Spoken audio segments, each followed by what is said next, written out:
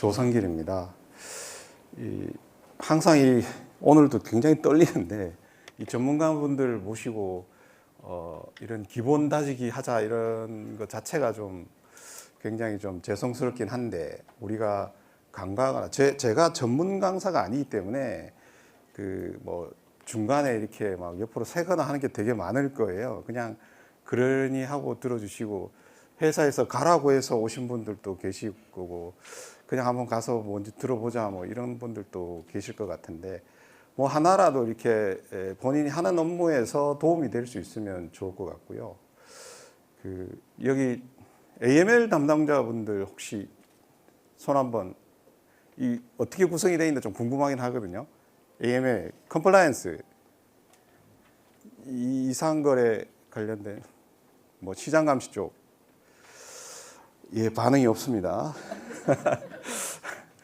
다들 맡고 계신 것들이 있을 것 같고 오늘은 KYC 관련돼서 고객 확인 의무와 관련된 전반적인 우리가 이제 어떤 것들이 있는지 한번 쭉 살펴보는 시간을 가지고 그다음에 가상자산 사업자들이 미신고 가상자산 사업자를 어떻게 판별해가지고 어떻게 막을 것이냐 이게 실제로 유권 해석이나 제재 공시 난 것들 사례를 가지고 보고 우리도 좀 막아야 되겠다 이런 것들에 대해서 하고 최근에 이제 감독원에서 현장 컨설팅을 이제 여러 가상자산 거래소에서 다니면서 했는데 거기서 나온 개선 사항들에 대해서 사실 이걸 감독원에서 이제 자료를 다 뿌려주고 하면 좋은데 막 가서 소리 안 나게 사진 찍고 찍지 마세요 그러고 막 이러면서 우리가 열심히 쓰고 했던 것들을 좀 공유할 필요가 있다라는 이제 알고 계시는 내용도 있고 또 다른 거래소에서 지적받은 것들은 모르시는 부분도 있고 하기 때문에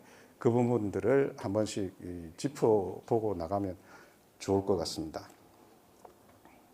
제가 두서없이 얘기하더라도 콩떡같이 얘기해도 찰떡같이 알아들으실 이 전문가들이시기 때문에 중간중간에 필요한 사항들은 취하고 나랑 상관없는 거는 그냥 패스하셔도 상관없고 졸리면 주무셔도 상관이 없습니다. 제가 항상 그 AML 관련돼서는 이 AML 라이프 사이클에 대한 얘기를 많이 하는데 우리가 전에도 말씀드렸지만 어느 부분에서 우리가 일을 하고 있느냐 오늘 할 거는 KYC 관련된 이 부분이거든요.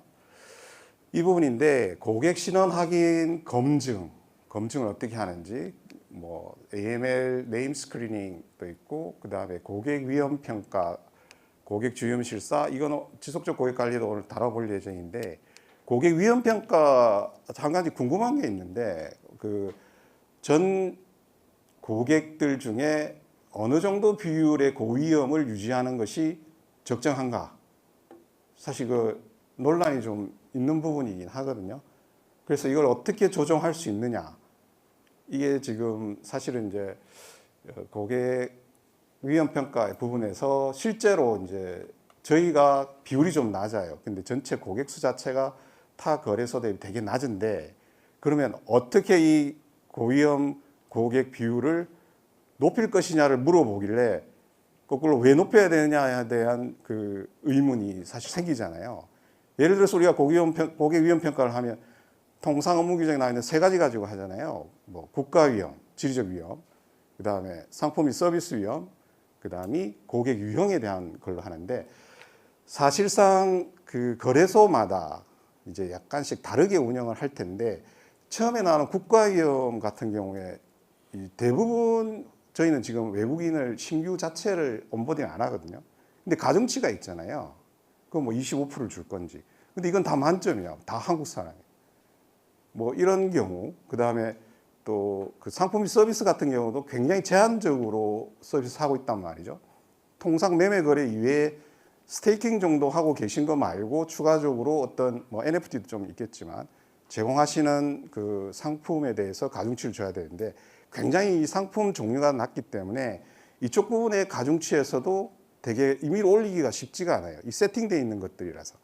그러면 보통은 우리가 이제 위험 평가할 때 업무 규정에 있는 뭐 그 당연 고위험 고객은 뭐 이렇게 고위험을 꽂으면 되는데 그러면 그것도 한계가 있단 말이죠. 많지가 않아요. 그런 고객이. 뭐 예를 들어서 뭐 뭐 보석상이라든지 뭐 가상자산 사업에 종사하는 사람이라든지 뭐 환전상이라든지 소액 성공업자는 이거는 이제 업무규정상에 명확하게 규정이 돼 있으니까 그냥 고위험을 꽂는데 이 비율이 되게 낮아요. 그러면 우리가 I 모델이라고 해서 이니셔티브 모델이라고 해서 바로 이제 고객 위험을 측정하는 게 있지만 향후에 온보딩 된 이후에 B 모델, 비헤이비어 모델을 적용해서 또 고위험으로 태깅하는 것들 이런 것들이 있잖아요. 그러면 그럴 때는 통상 뭐 저희 같은 경우에는 뭐 혐의 거래 보고가 몇 회 이상 되면 뭐 고위험으로 태깅을 한다든지 이런 사람들이 비율을 좀 높일 수는 있는데 예를 들어서 만약에 우리가 전체 고객 100명인데 비율로 따져서 20명이면 고위험이다. 20명이 고위험이다. 그러면 20%가 되는데 그러면 퍼센테이지로 20%지만 20명 정도는 할 수 있잖아요. 근데 우리가 위험도에 따라서 받아야 되는 서류들이 다 다르고 검증해야 되는 과정까지 거치자면 이게 100만이다. 20% 20만에 대해서 1년 내내 뭔가를 검증하고 추가 자료를 받는다. 그러면 이 20%는 맞지 않다. 그러면 5%가 맞느냐, 뭐 10%가 맞느냐 이런 논란이 있을 수 있는데 고위험 고객의 비율은 사실상 그 거래소의 전체 고객 수, 제공하는 서비스, 고객 타입 이런 거에 따라서 적절하게 운영 가능한 범위 내에서 해야 됩니다. 무리하게 해도 안 됩니다. 왜냐하면 나중에 보시면 알겠지만 너희가 정해놓고 한다면서 왜 안 지켰니? 이러면서 제재를 때려요. 그렇기 때문에 관리 가능한 범위 내에서 효율적인 AML 자금 세탁 방지 업무를 프로그램을 운영해야 된다라는 걸 일단 염두에 두시고 진행하면 되고 고객 주의염 실사나 이제 지속적 고객 관리 이런 것들도 이제 오늘 좀 다뤄볼 문제들 중에 하나인데 근데 한 가지 또 궁금한 게 있는데 그 고위험 고객과 저위험 고객이면 받는 서류가 좀 다르잖아요. 받는 그 항목들이 좀 추가해서 받으시는 거래소들 있으면 좀 공유가 가능하실까요? 예를 들어서 고위험이면 자금 원천, 거래 목적 뭐 이런 거 받아야 되잖아요. 근데 대부분 제가 알기로 거래소들이 거기까지는 그냥 디폴트 값으로 세팅을 해놓은 것 같아요. 그러면 고위험과 저위험에 어떻게 해서 차별성을 주고 있느냐? 이 부분에 대해서는 한번 고민해 보셔야 됩니다. 예를 들어서 뭐 저희 같은 경우에는 뭐 예상 거래 건수, 금액, 그리고 자기 이제 평균 그 소득 같은 정도를 추가로 고위험이면 더 받고 있다든지 저는 실제로 받고 있는데 그런 부분에 대한 고민을 해야 된다. 근데 실제로 고위험이든 중위험이든 저위험이든 할 것 없이 똑같은 항목을 받는다라고 하면 어떻게 차별화돼서 관리할 거냐라는 부분에 대한 고민이 생기기 마련입니다. 그 다음이 지속적 고객 확인인데 이게 지속적 고객 확인이라는 게 만기 정하고 갱신 오면 또 갱신하고 뭐 이런 것들이 있잖아요. 뭐 1년, 6개월, 3년 이거 나중에 한번 살펴볼 건데 뭐 6개월, 1년, 3년, 5년 뭐 이거는 이제 정책에 따라서 달라질 수 있는 건데 그게 지속적 고객 확인 하나이기도 하고 또 만기가 돌아오기 전에 뭔 일이 생기면 또 해야 돼. 그것도 업무 규정에 다 우리 법령에 다 규정이 되어 있는 것도 오늘 한번 살펴보겠습니다. 그래서 오늘은 이 부분에 대해서 이제 개념적인 부분과 이 실무에서 논란이 되고 있고 실제로 유권 해석이 어떻게 내려졌고 실제로 제재를 어떻게 받았는지 한번 정리하는 시간이 필요하지 않을까 해서 자료를 준비해 봤습니다. 이 고객 확인을 보면 일단 정의를 할 텐데 고객 확인에 대해서 이제 AML 담당자분들 정도 되면 이제 고객 확인이 뭡니까? 라고 질문하면 어떻게 대답하시겠습니까?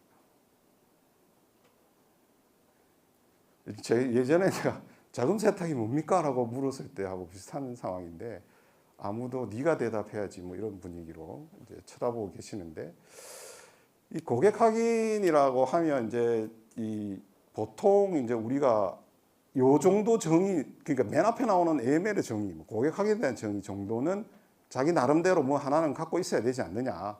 전문가라면 앞으로 전문가 되실 분들이고 이미 전문가이시기도 하니까 만약 금융기관 등이 금융거래를 고객과 하는 데 있어 가지고 제공하는 자기 상품이나 서비스가 이게 자금 세탁에 이용되지 않도록 하기 위해서 뭘 합니까? 신원 확인 및 검증, 실제 소유자 검증, 그 다음에 거래 목적 및 자금 원천에 대해서 합당한 주의를 기울여서 확인하는 작업.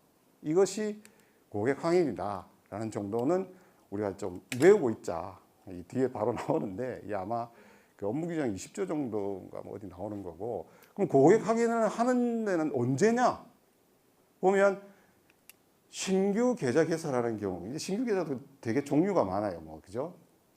계약을 하는 경우, 계약을 하지 않았을 경우, 이것도 나중에 한번 살펴보고, 일회성 금융거래, 이거 일회성 금융거래도 한번 살펴볼 텐데 논란이 있긴 하고, 과연 가상자산 거래소 일회성 금융거래가 있느냐, 없느냐, 그것도 한번 논의를 해보는 자리가 됐으면 좋겠고, 근데 자금 세탁 행위나 공중 협박 자금 조달 행위를 할 우려가 있는 경우에도 해야 됩니다.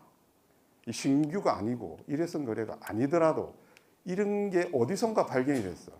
계좌 개설할 때 발견될 수도 있고 한참 거래를 하고 있는 와중에 발견될 수도 있어요. 이것도 한번 살펴보고, 그러면 그 고객 확인 적용 대상이 구체적으로 뭔지. 근데 거래를 한 후에 고객 확인을 할 수 있는 경우도 있다. 그죠? 이게 사실은 이제 여기 계신 은행에서 오신 분들은 좀 이해가 빠를 수 있고, 아예 가상자산을 처음으로 하신 분들은 조금 생소한 부분들도 있을 수 있는데, 티팩 시험들 치시니까요. 뭐 그럴 때 혹시나 뭐 저는 잘 모르지만 이렇게 개념적인 게 나올 수도 있으니까 한번 거래 후 고객 확인을 할 수 있는 경우, 그 다음에 고위험 고객 추가 확인 정보의 범위, 이 되게 상세하게 또 업무 규정에 돼 있죠. 지속적 고객 확인, 그다음에 간소화된 고객 확인도 있어요, 그죠? 근데 고객 확인을 면제하는 경우도 있어. 고객 확인을 한 사항이 이렇게 다 고객 확인을 했는데 의심스러운 경우에는 어떻게 해야 되는지. 고객 한 게 이상해, 뭐 위변조라든지, 지가 뭐 학생인데 뭐 보니까 뭐 엄청난 거래를 중간에 뭐 하고 있다든지, 이런 경우 어떻게 하는지. 그 다음에 고객 확인을 하다 중간에 중단해야 될 때도 있어요, 그죠? 하면 안 돼. 막 나중에 한번 보고. 거래 거절, 거래 종료 마찬가지입니다. 이게 고객 확인을 하지 않았을 때 거래 종결, 거절할 수 있고, 거래를 하고 있는 와중에 우리가 또 추가적으로 자료를 요청할 수 있는데 그 고객 확인 정보를 주지 않을 때는 종료할 수 있다는 것까지 한번 보고, 이 고객 확인과 계약에 의한 유사거래 관계 같은 것도 한번 살펴보죠. 뭐 여러분 체인얼시스 쓰실 거고, 트래블러 솔루션 쓰실 거고, 이쪽에서 요구하는 자료들도 있고, 이거 다 줘야 되는지 말아야 되는지 한번 논란이 있는 부분입니다. 그래서 이거 한번 얘기를 한번 해보자. 그리고 이러한 것들 한번 살펴봤는데 이런 걸 가지고 금융정보원에서 제재를 막 때려요. 심각한 제재도 있고, 뭐 나중에 보면 뭐 영업 정지까지도 이렇게 때리는 항들이 이 고객 확인 부분에서 나타나고 있다. 그래서 우리가 그런 것까지 유권 해석이나 제재까지 같이 봐서 이거 한번 정리하는 시간 한번 가지자라는 의미입니다. 나오죠, 여기? 이 어디였죠? 업무규정 20조에 나온, 저는 이 정의를 되게 좋아합니다. 그래서 이 정도는 알고 가자. 합당한 주의를 기울이는 것. 근데 이걸 합당한 주의를 기울이는 것들에 대해서는 상세한 업무 지침을 작성하고 운영해야 된다. 추가 정보를 확인하는데 고객이 물어. 야, 우리 이거 더 주세요. 뭐 당신 거래 자금 원천이 필요한데 뭐. 그러면 우리가 증빙자료, 실제로 저희가 금융거래 확인서까지 받아봤는데, 대출 현황 보려고 예전에 그 한번 단체로 사기에 걸린 것 같은 그 똑같은 흐름의 거래가 있어서 받아봤는데, 이런 것들 추가 자료 확인하는 것들, 이런 것들에 대해서 반드시 이제 작성해야 하는데, 이 업무 규정 작성하는 것도 너무 또 세세하게 하면 안 돼요.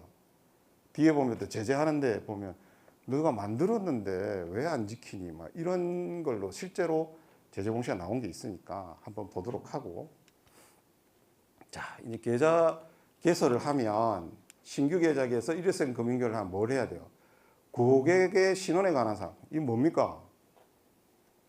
신원에 관한 사항은 네가 진짜 맞느냐 확인하는 거죠. 그럼 우리 막 신분증 받고 일원 인증하고 뭐 사진 찍어 보내고 막 하잖아요. 신원에 관한 되게 중요합니다. 나중에 나오겠지만 간소화된 고객 확인에 있어서 신원에 관한 사항은 간소화가 안 돼요. 이건 제외되어 있습니다. 업무 규정에 명확하게 이거는 간소하더라도 생략할 수 없는 사항 중에 하나고, 그 다음에 이 고객 확인을 할 때는 실제 소유자를 파악해야 돼요. 최종적으로 지배하거나 통제하는 자연인. 실소유자는 제가 지난번 강의 때 한번 했는데 아주 체계적으로 내려가게 돼 있어요. 100분의 25 이상 소유하고 있느냐, 그 다음에 실효적으로 누가 뭐 임명할 수 있느냐, 그것도 안 되면 나중에 뭐 해요? 25% 최대주 실질적으로 자기가 그 경영진이나 임명할 수 있는 사람, 그 다음에는 그것도 잘 모르겠다, 그러면 대표이사 써라. 이렇게 1호에 게 없으면 2호, 2호가 없으면 3호, 3호가 없으면 4호, 이런 식으로 아주 체계적으로 실제 소유자 확인을 해야 됩니다. 이것도 제재를 받았어요. 실소유자 확인 안 했다고. 근데 심지어는 실소유자 관련돼서 서류 다 받았는데 전산에 한 명만 등록했다고 뭐라 한 경우도 있었습니다. 안 한 건 아니잖아요, 그죠? 실제로 했는데 전산에 왜 한 명밖에 등록 안 했어요? 사실 칸이 하나밖에 없었나, 뭐 그랬던 것 같아요. 근데 그 한 사람을 등록한 이유도 그 실소유자 확인 과정에 있어가지고 실제로 이제 그 온 직원이, 법인은 대면만 하거든요. 저희 같은 경우에 대면만 하는데 그 대리인 온 그 고객이 실제로 50% 가지고 있는 두 사람 중에 이 사람이 진짜다라고 얘기를 했어요. 그럼 그 사람 등록하면 되거든요. 그렇게 설명을 했음에도 불구하고 왜 전산에 다 안 했냐라고. 실소유자 관련됐고 나중에 제재 사항이 있으니까 한번 살펴보기로 하고. 근데 고객 확인을 신규 계좌 개설이나 일회성 금융거래 하는 경우 말고 여기 자금 세탁 행위나 공중 협박 자금 조달 행위를 할 우려가 있는 경우, 실제 소유자가 뭐 의심스럽다든지 이런 경우에도 고객 확인을 해야 된다. 이거랑 좀 다르죠. 신규나 일회성이나. 그럼 여기 뭐가 하나 더 추가됐어요. 위에 그 두 개는 당연히 해야 되고, 금융거래 등의 목적, 자금 원천, 추가 정보 확인, 이 고위험으로 사실 분류되는 사람들에 대한 얘기가 추가로 있는 거예요. 이런 경우에도 고객 확인을 해야 된다. 단순히 계좌 개설하고 일회성만 들어와서 그때만 하는 게 아니고 이럴 때도 해라 라는 것이 우리 법령에 정해져 있습니다. 근데 실제로 어떤 것들이냐, 이거 익숙하세요? 보면 계좌 신규 개설에 보면 뭐 위탁 매매 이런 건 뭐예요? 통상 주식 계좌, 그죠? 주식 계좌를 위탁 매매 계좌 정도로 보면 되고, 팩토링 같은 거는 뭐 매출 채권에 대한 얘기인데, 실제로 어떤 대기업이 막 매출을 막 어떤 구매자들한테 주고 외상으로 이제 물품을 구매하는데 그 하청업체들은 그 외상 가지고 당장 2달, 3달 뒤에 돈을 받으니까 그걸 현금화하려면 할인해서 팔아야 되는데, 그때 유동화하고 하는 쪽이 이 팩토링 계약 체계, 은행에다가 야, 나 이거 LG 2달 뒤에 2천만 원 받을 건데 1,900만 원 미리 땡겨주면 안 되겠니? 라고 하는 그런 계좌, 그런 계약 같은 거를 할 수가 있어요. 그래서 이런 건 뭐 좀 알고 지나가자. 나중에 TP가 어려워지면 아마 구체적으로 나오지 않을까 싶긴 한데, 그 대여금고 약정 같은 경우에도 이 고객 확인을 해야 됩니다. 이거는 금융거래를 하는 게 아니잖아요.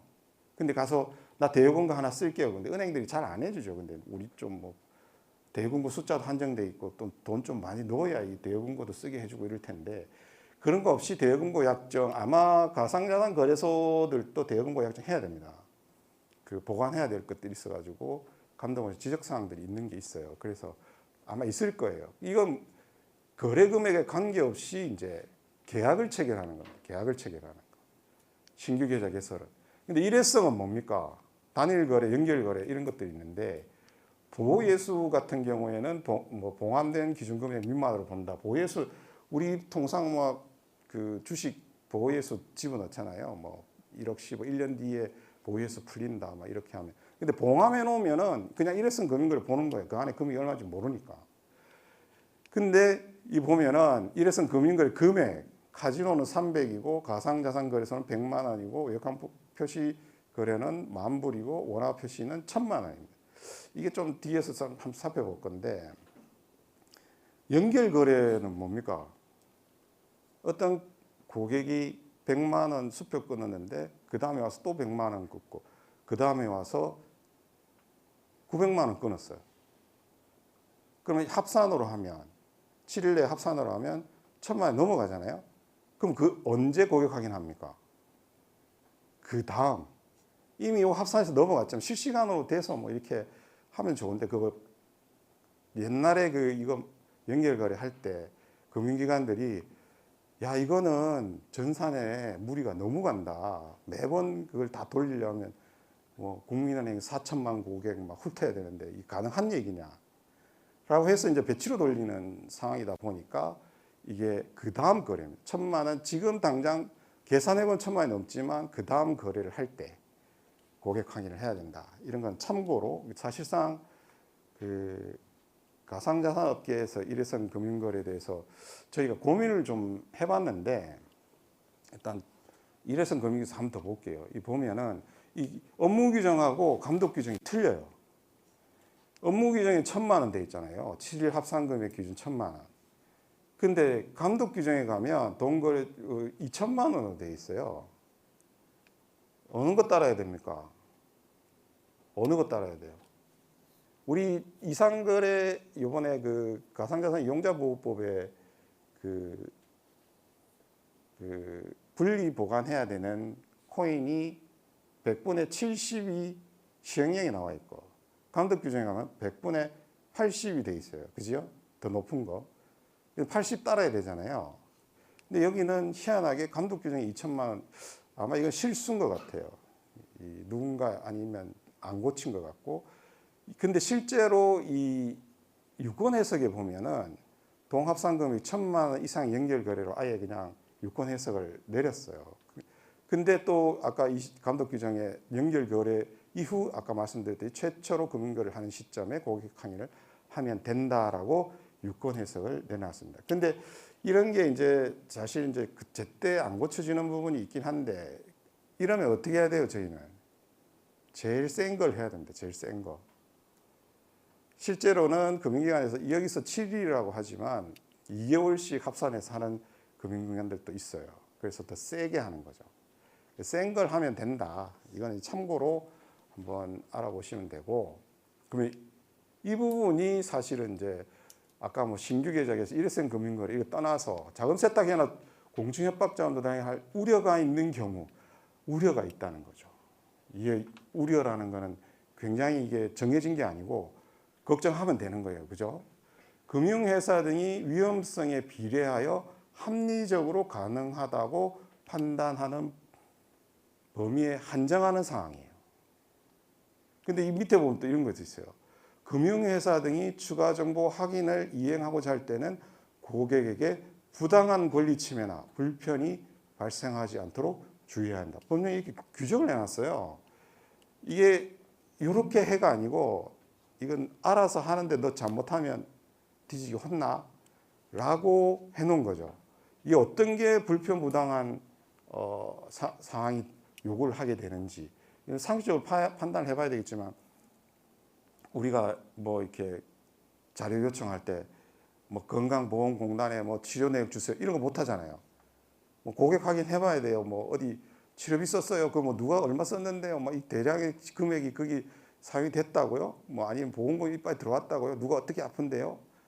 그러면 그런 어떤 민감 정보에 대한 거를 요구를 할 때는 굉장히 반발이 클 수도 있고 잘못하면 법령에 위반될 수가 있다. 그래서 그런 것들을 조심해야 됩니다. 그런데 추가 정보 확인의 범위를 이제 업무 규정에서 보면은 개인 고객은 직업업종, 이거는 신원 확인으로도 나와요. 이게 추가 정보 확인에도 있지만 그냥 신원 확인 정보에도 이게 두 개가 다 들어가 있어요. 근데 여기서부터 사실상 실제로 추가 정보라고 보여지는데, 가상자산업계에서는 거래 목적 원천은 또 기본적으로 다 받고 있어요. 그런데 추가로 또 금융회사 등이 자금 세탁 우려를 해소하기 위해 필요하다고 판단하는 사항은 뭐냐? 그냥 이 정도면 되겠지 아니고 업무 규정에 지침에 넣어서 같이 운영을 해야 된다. 이런 판단 사항들에 대해서. 근데 여기 보시면은 이제 법인 단체 고객에 대한 것들도 있는데 여기 보면 예상 거래 횟수, 그러면 이런 거 다 받을 수가 있는 거예요. 여기 보면 상품 서비스 시장 점유율, 뭐 재무 정보, 종업원 수까지도 추가 정보 범위에 들어가 있다. 근데 사실 이제 이런 재무 정보 같은 것들은 좀 유용한 부분이 없지 않아 있습니다. 실제로 저희가 이제 법인 거래할 때 재무 정보를 갖고 와봐라라고 하는데 재단과 관련된 경우에는 러닝머니, 그러니까 소위 얘기하는 운영자금이 없는 거예요. 마이너스 뭐 수억이 돼 있고 하다 보니 거래 지원을 하겠다? 근데 이런 회사가 프로젝트 운영도 제대로 운영자금도 없는데 어떻게 이 사람들이 나중에 나오겠지만 럼펜덤프 같은 그냥 막 들어와서 코인 발행한 거 팔고 그냥 튀려고 하는 건가? 이게 합리적인 의심이 가능하잖아요. 그죠? 그래서 재무정보 보는 것도 중요하고 또 재무정보상 괜찮은데 재무정보에 보면 가상자산 거래와 관련된 항목이 올라가 있는 재무정보가 있어요. 그럼 이 사람은 가상자산 사업자 역할을 하는 건가? 근데 본인들은 가상자산 사업자라고 안 해. 근데 수익에 보면 가상자산과 관련된 수익이 들어와 있는 거예요. 그래서 그런 것들, 미신고 가상자산 사업자나 이런 것들에 대한 판단할 때 이 재무정보 같은 것들은 일정 부분 유용할 수 있다. 실제 제가 이제 본 거를 말씀을 드리는 거예요. 그래서 자기네들은 아니다, 뭐 우리는 맞는 것 같은데 뭐 이런 논란이 있고 그럼 아니다는 증빙을 내봐라 뭐 이렇게 해서 하는데 그 미신고 가상자산 거래소에서 자세하게 나중에 한번 살펴보도록 하고 요구하는 자료는 아까도 말씀드렸지만 지침이나 규정에 다 넣어서 관리를 하셔야 되고 너무 세게 해가지고 고객이 불편해가지고 민원을 넣거나 하는 경우가 생기면 안 되는데 그걸 사실 저희가 굉장히 검사감독 이런데 굉장히 좀 민감하기 때문에 이 코에 걸면 코걸이 만들고 귀에 걸면 귀걸이 만드는 이 산업의 초기 상황입니다. 그래서 뭐 하나도 좀 조심해서 가야 된다. 그래서 이걸 한번 살펴본 거고요. 신원 확인할 때 저희는 뭐 외국인 온보딩 안 합니다. 기존 고객은 또 외국인 비대면 거래를 지원하는 은행이 별로 없어요. 그래서 그냥 할 수가 없는 상황이기도 하고 계약 관계상 외국인 온보딩은 새롭게 신규하는 건 안 된다. 근데 기존 고객들에 대해서는 하고 있죠. 그죠? 기존 고객은 코인마켓 거래소 쪽으로 하고 있는데 제가 이 특이했던 게 이 부분이에요. 문서적 방법과 비문서적 방법. 이게 이제 소위 얘기하는 우리가 그 신원 확인할 때 검증이라는 게 있잖아요. 검증을 어떤 식으로 합니까? 예를 들어서 이제 우리 그러면은 전체 뭐 100만 고객이다. 큰 데들은 그렇겠죠. 100만 고객 신원 확인 검증 다 해야 됩니까? 그러려면 난리 나겠죠. 그죠? 근데 우리 업무 규정상에는 그 규정되어 있는 것 중에 하나가 실제로 신원 확인에 관한 사항 중에서 성명, 생년월일 뭐 이런 거 검증을 해야 되는데 자금 세탁 위험도가 낮다고 판단되는 사람들에 대해서는 주민등록증, 그 정부에서 발행한 사진이 있는 공식적인 문서로 주민등록증, 운전면허증을 가지고 있으면 신원 확인에 대해서 검증을 안 해도 된다라고 돼 있어요. 그죠? 근데 뭐가 제외됩니까? 그 신분증이 없는 거. 연락처가 안 써져 있어요. 그죠? 전화번호 이런 거 거기 없잖아요. 그죠? 그것도 업무규정 명확하게 명시해 놨습니다. 연락처는 제외. 연락처는 검증을 한번 해야 돼요. 그래서 그거는 이제 생략이 가능한 부분인데 그러면 이제 고위험 아까 비율 얘기했잖아요. 그러면 나머지는 검증 과정을 반드시 거쳐야 된다. 그러면 어떻게 검증을 할 것이냐라는 부분에서 고위험들은 문서적 방법, 비문서적 방법을 사용한다.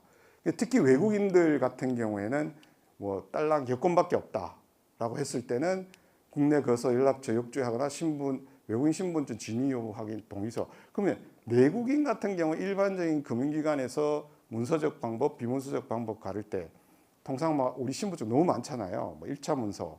근데 반드시 실명증표 2개라고 여기 돼 있는데 우리가 이제 그 면허증이나 그 주민등록증은 이런 것들이 다 이제 1차 문서예요. 그죠? 근데 비문서적 검증 방법 하면 유틸리티나 뭐 전기세 낸 거라든지 아니면 뭐 호적 등본이라든지 주민등록 등본이라든지 이런 문서적으로 이 방법인데 비문서적 방법은 우리가 여기서 보는 진위업 확인 우리가 조회해 보잖아요.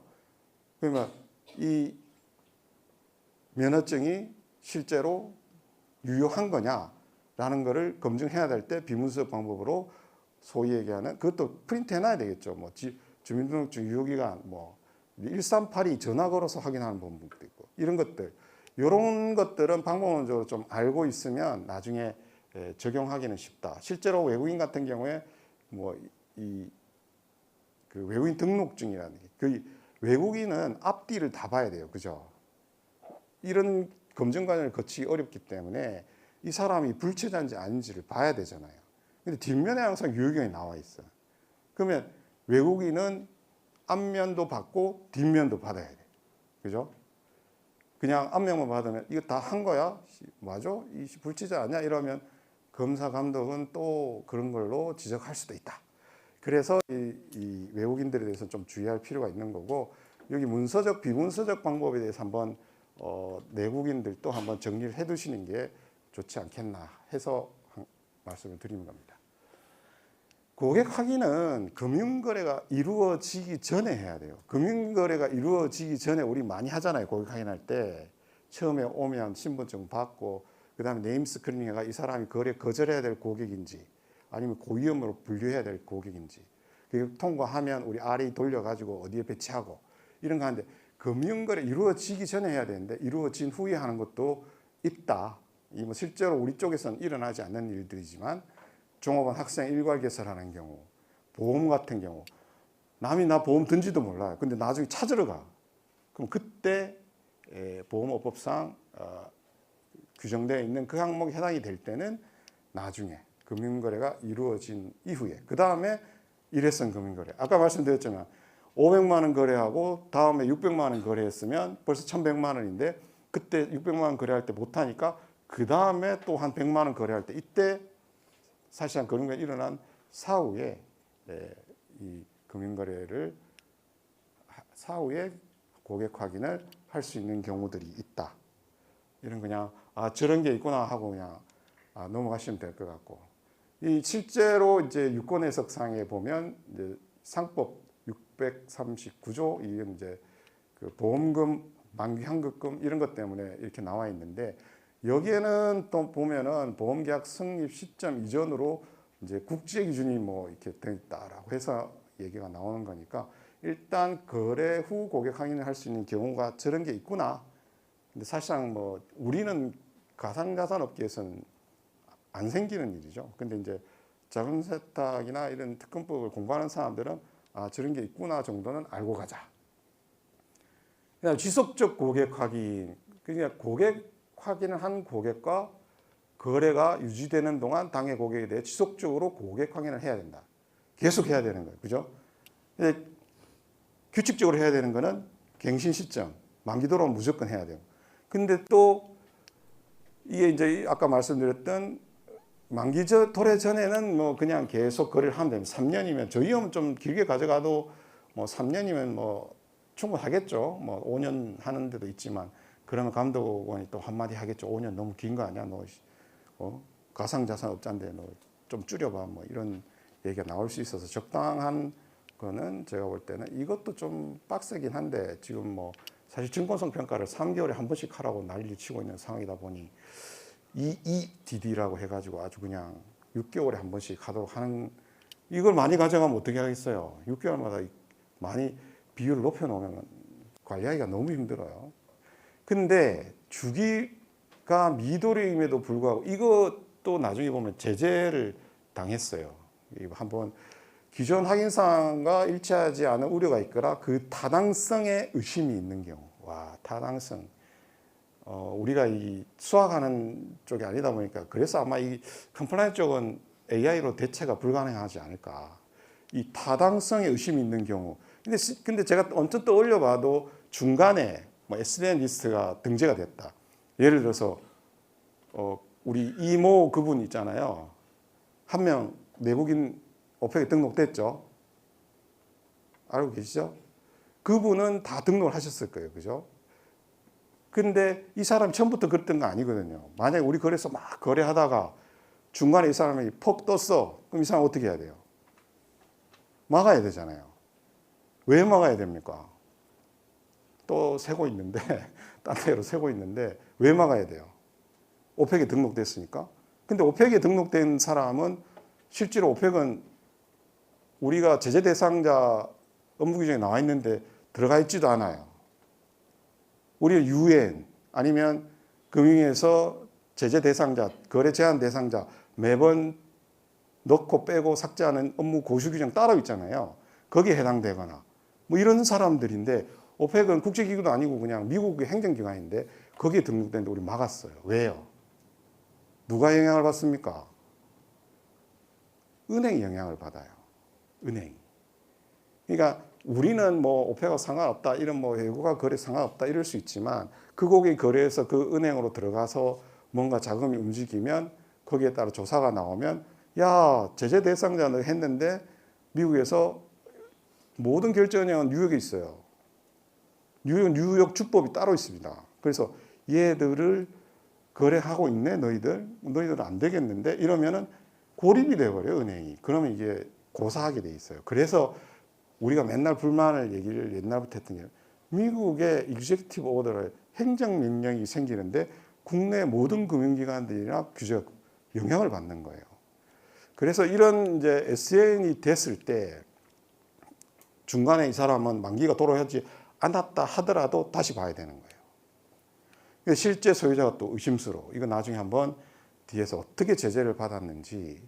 그러면 기존 상황과 일치할 우려가 있건 타당성 의심이 있다라고 하는 게 거래 전반에 대한 면밀한 조사.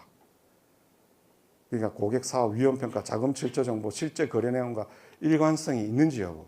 그래서 사실상 이제 자기가 어떤 소위 얘기해서 나는 일반 300만 원 월급 받는 일반 직장인이야. 한 달 거래는 한 500만 원 할 거야. 네트로. 한 500만 원 정도 하는데 거래를 보다 보니까 원래 떴어. 이 사람이 한 달에 10억씩, 100억씩 움직이네. 네 돈 맞아? 다시 봐야 된다는 거예요. 자, 그럼 확인해야 되겠죠. 이게 뭡니까? 유지되는 동안에 지속적 고객 확인을 분명히 해야 된다. 그걸 안 하면 어떻게 되냐. 또 나중에 한번 살펴보도록 하고. 그리고 또 현정 기록에 대한 검토를 통해 수집된 정보가 최신이냐, 적절한 것이냐. 이런 것도 같이 봐라. 이게 타당성이 의심이 있는지 없는지. 그래서 금융회사 등은 고객의 거래 행위를 고려한 자가수입자 위험도에 따라 제2행주기 설정 운영한다. 라는 것까지 나와 있습니다. 그래서 실제로 주기가 미도래했을 때도 주기가 미도래해서 안 했어요. 얘 이상하지 않아? 왜 다시 한번 안 물어봤니? 라고 했을 때는 사실 할 말이 없다. 근데 이거를 보면 이 유권 해석을 한 건데 36번에 보면 거래가 유지된 동안 당해 고객에 대해 지속적으로 고객하기를 하는데 이거 있잖아요. 옛날에는 기존 내용 출력 후 변동이 없다는 것에 대해 고객 서명을 받는 방식으로 고객 신원을 재확인하는 것도 가능하다라고 하는데 예전에는 지금 은행은 어떤지 모르겠습니다만 예전에는 기존의 신분증 다 있는데 똑같은 거 또 받아야 돼요. 막 그러니까 다 받으라고 그랬어요. 야, 갱신은 신규에 준해서 해야지. 라고 해서 새로 다 받아라. 라고 했으면 가상자산 거래소는 다 비대면이에요. 그러면 기존 거 끌고 오면 돼요, 안 돼요? 그렇게 얘기하면. 기존에 자기가 입력한 정보들이 쭉 있을 거 아니에요. 근데 거래소 입장에서는 편의를 제공해야 되겠죠. 그죠? 또 다 입력하냐? 기존 거에서 변경된 것만 내가 하면 되지. 근데 그게 가능하다는 얘기죠, 지금. 그죠? 새로 처음부터 백지에서 다 넣어라. 아니고 제공해주고 다른 거 있으면 네가 고쳐라.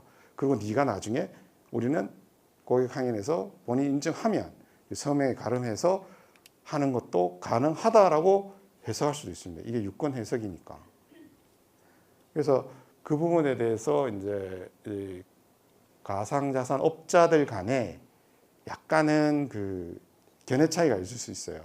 특히나 이제 그 전통 금융기관에서 오신 분들 사이에 견해 차이가 있을 수 있는데, 유권에서 이러니까 가능하면 이런 유권에서에 따라서 업무를 하는 것도 괜찮다. 이제 간소화된 고객 확인은 보시면 고객 확인 조치를 이행하는 금융회사들이 위험평가 결과 위험이 낮아야 돼. 간소화하려면. 대부분이 국가, 지방자치단체, 공공기관 뭘 생략할 수 있습니까? 이게 실제 소유자 확인 생략이 가능한데, 이게 보면 특구본상에 보면 8조의 인가에 나와 있어요. 얘들은 안 돼. 카지노하고 우리는 생략 안 돼. 금융기관 등은 실제 소유자 확인을 생략할 수 있다라고 되어 있습니다. 규정상에. 근데 우리도 사실은 금융기관 등에 해당이 되는데, 얘들 전에 금융기관으로 안 봐줘가지고 우리는 빠진 줄 알았는데 아예 법으로 명시를 해놨어요. 카지노, 가상자산 사업자는 실소유자 생략하는 거에서 빠져 있어요. 그래서 무조건 해야 된다. 실소유자가 다 확인해야 된다. 가상자산 업자들. 그렇게 여기도 보면 간소화된 고객에 적용할 이거는 안 됩니다. 아까 말씀드렸죠. 고객 신원에 관한 사항은 이게 위조 신분증을 가지고 왔는지, 뭐 어디서 만들어 온 사업자 등록증을 냈는지, 이런 것들을 확인하는 거기 때문에 너 맞느냐를 확인하는 거기 때문에 이거는 간소화된 고객 확인에서 제외할 수 없어요. 고객 확인하면 우리 뭐 한다 그랬습니까? 신원 확인 검증, 그 다음에 실제 소유자, 그 다음에 자금세탁 위험이 높으면 거래 목적, 자금 원천, 거기에 필요한 추가 사료, 이걸 해야 되는데 그 신원 확인 빼고 나머지는 간소화할 수가 있겠죠. 근데 우리가 국가나 지방자치단체, 공공기관 이런 데서 그 어카운트 개설하러 옵니까 안 옵니까 요새? 거래소별로 오죠. 예를 들어서 뭐 우리 세금 징수해야 돼. 아니면 뭐 검찰에 이런 데서 대검찰청이 야 우리 범죄자금 이거 한 거 이거 모아서 우리 따로 빼놔야 돼. 라고 하면 예 알겠습니다 하고 그냥 만들어주냐. 만들어줘야 되는데 그때도 이건 해야 된다는 거예요. 고객 신원 확인. 갖고 오세요. 서류를 갖고 오세요. 고유번호증이든 뭐든 갖고 오세요.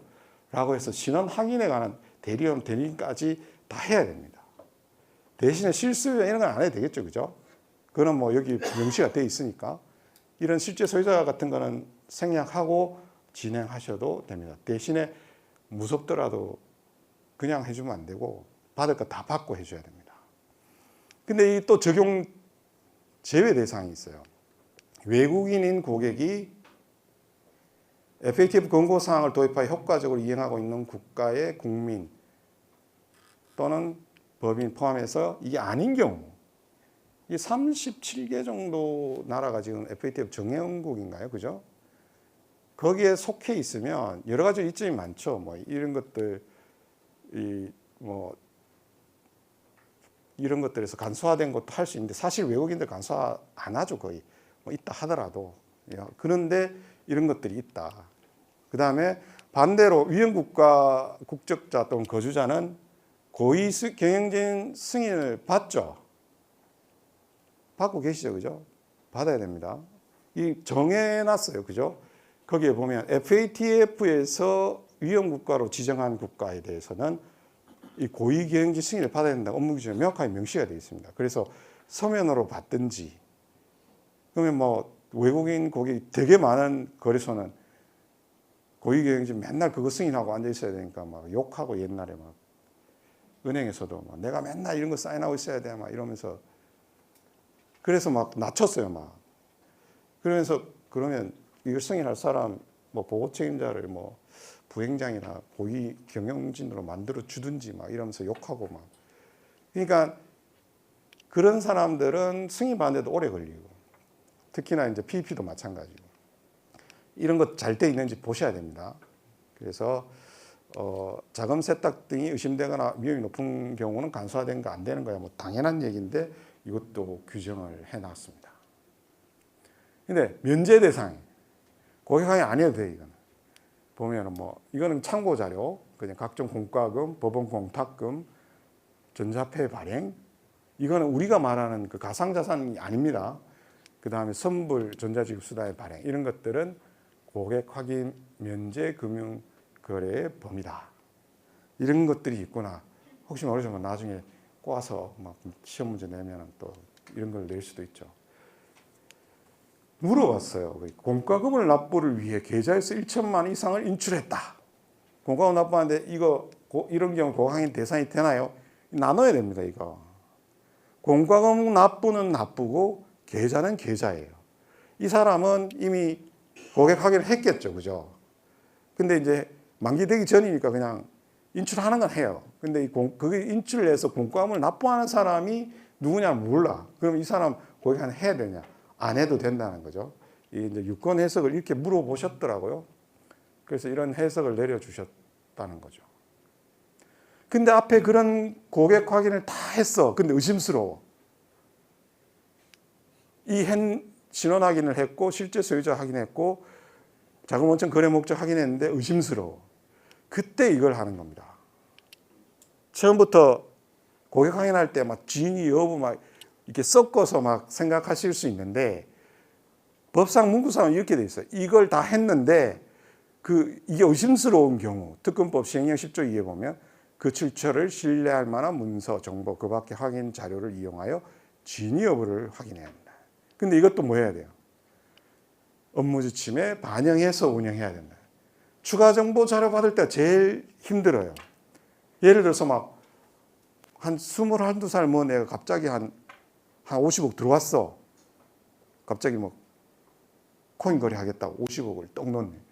뭐예요? 물어봐야 될 거 아니에요. 그죠? 이 사람이 경제적 능력이 어떻게 되는 거지? 출처가 뭡니까? 예, 제가 마약 팔아서 이만큼 모았습니다. 이러진 않을 거 아니에요. 그죠? 그러면 뭔가 증빙 내야 되는데 그러면 바로 뭐 해야 돼요? 우리는 마약 50억 팔았어 이러면 바로 의심거래 보고를 해야 될 의무가 있습니다.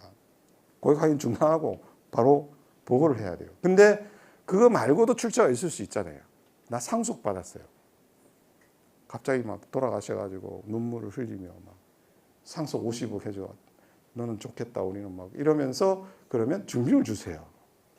아 이렇게 상속을 받았습니다. 받아야 됩니다. 확인해야 돼요. 그런 상황에 대해서 이제 업무 지침에 반영하고 운영. 근데 그거를 일일이 뭐 이게 업무 지침에 상속이다.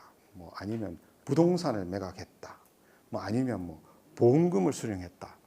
일일이 다 그거 하나하나 규정하는 거는 또 빈틈이 생길 수가 있어요. 그죠? 그래서 너무 자세하게 해도 문제가 돼요. 예시 들고 ETC 해야 돼요. 기타 등등 등에 해당됩니다. 이러면서 좀 빠져나가야 되잖아요. 우리도. 그 일일이 다 규정할 수 없으니까. 이 자원천에 대한 서류 이러한 것들을 예시로 들어주고 이런 것들을 추가할 수 있다 등등을 증거할 수 있다 등으로 규정을 운영을 해야 우리도 빠져나가서 살 길이 있다. 근데 딱 그것만 해놓잖아요. 누가 이것만 해놨네 이렇게 얘기해요. 실제로. 그 다음에 이걸 고객 확인 절차를 중단해야 되는 경우 이 누설 금지 이게 금융회사 등이 자금 세탁에 대해 의심되나 이게 계속하면 계속 하는 거죠. 자기 자금 원천이 진짜 이거 마약 판 건데 도박해가 딴 건데 계속 캐물으니까 아씨 나 여기 거래 안 해야지 막 물러설 수 있잖아요. 그러면 계속 물으면 제가 이상하게 생각하네 라고 할 때는 그냥 중단하라는 거예요. 그냥 이 진짜다 이거는 이 진짜 나쁜 놈 자금이다 하면 중단하고 의심 거래를 의무를 이행해야 한다. 근데 실제로 이런 게 발견되기는 사실상 어렵지만 고객 확인 절차 중에 중단하는 절차도 있구나. 우리는 알고는 넘어가자.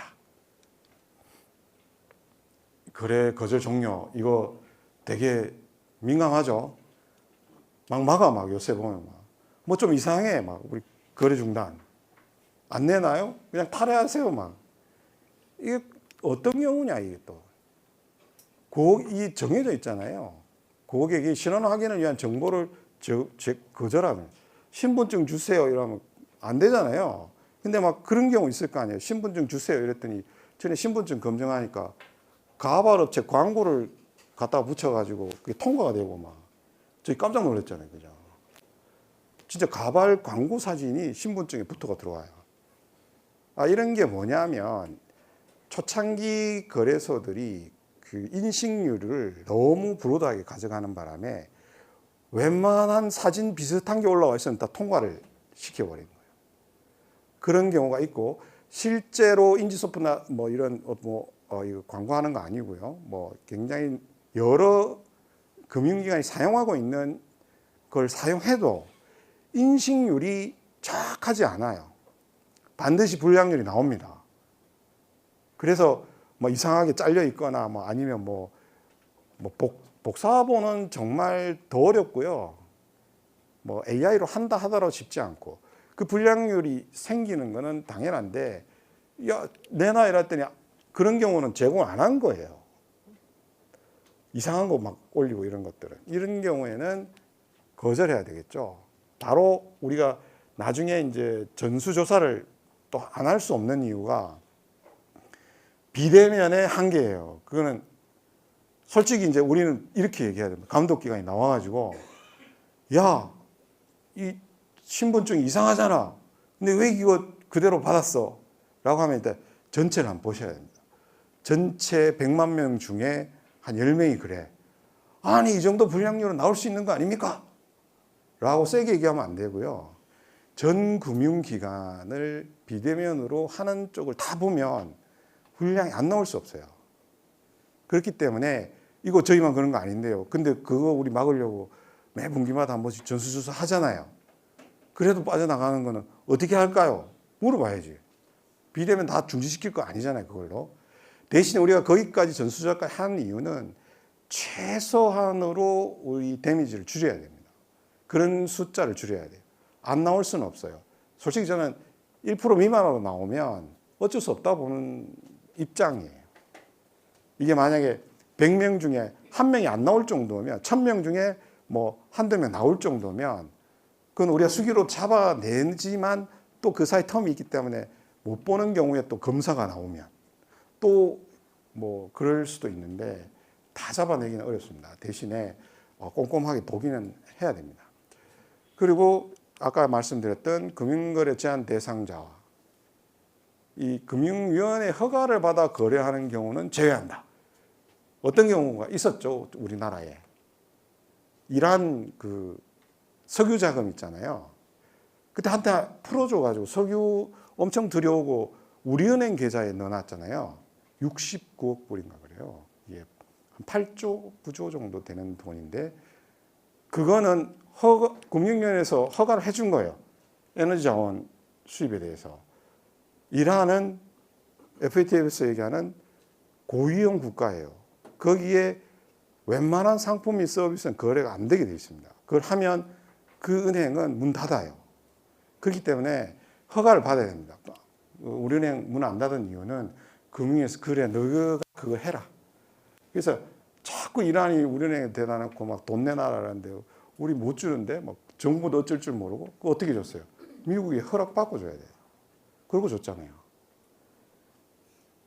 지금은 이자까지 내놓으라고 하고 있습니다. 우리가 갖고 있고 싶어 갖고 있는 것도 아닌데 어쨌든 뭐 이런 금융거래 등에 대한 제한 대상자와의 거래는 종료 또는 거절해야 된다. 이것도 보면 이렇게 돼 있어요. 거절 시에는 처리 절차와 방법을 업무 지침으로 작성하고 운영해야 한다. 뭐 다 기재가 돼 있을 겁니다. 돌아가서 보시면. 이거 한번 제가 논의를 해보고 싶은 건데 제가 아까 말씀드린 체인얼리시스 같은 경우나 아니면 그 VV 같은 그 트래블 솔루션 업체 고객 확인을 하겠다고 요청이 와가지고 내가 왜요? 우리가 뭐 아니면 뭐 거꾸로 얘기해서 뭐 VV 업체가 우리 플랫폼에서 거래를 하는 것도 아니고 걔들은 우리나라 벤사처럼 우리나라의 은행의 그 금융결제원에 연결시켜주는 LG 이런 벤사들이 금융기관 간 거래들을 다 이쪽으로 전송해주고 저녁에 정산해서 주고받은 데를 결제하는 중간에 전달하는 역할을 하거든요. 근데 저희한테 주주 명부, 그다음에 이사들 현황, 이게 PII 정보거든요. 사실 이게 개인 정보에 해당되는 것들을 달라. 그래서 저희는 우리가 주는 건 따로 있다. 우리 자체 하도 달라는 데가 많으니까 자체 그 DDQ를 하나 만들어 놨어요. 그래서 그걸 주고 우리는 로그를 남기게 돼 있는데, 그거는 금융기관, 글로벌 금융기관들도 다 그렇게 하고 있어요. 근데 거기에 요구하는 사항이 주주가 너가 어떻게 구성되는지를 내가 왜 솔루션 업체에다가 줘야 되느냐. 그러니까 걔들은 헷갈리는 거예요. 내가 볼 때는 고객 확인의 대상이 아니라는 거지. 우리는 걔들이 봤을 때 우리하고는 업무 위스탁 관계예요.